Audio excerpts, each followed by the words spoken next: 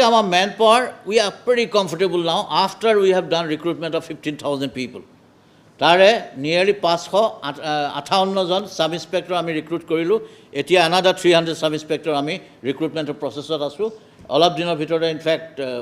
May 10 তাৰিখৰ ভিতৰত আমি ৰিজাল্ট দিম বুলি ভাবিছোঁ So 4,500 plus people will be total 4,500 plus আমি additional recruitment কৰিবলৈ গৈ আছোঁ যিসকল eligible আৰু যিসকল certificate ভুৱা নহয় বুলি প্ৰমাণিত হৈছে তেওঁলোকে চাকৰিখিনি পাব আৰু 414 জনৰ 24 জনৰ অলৰেডি গণ্ডগোল বুলি পোৱা হৈছে এৰেষ্টটো কৰা হৈছে আৰু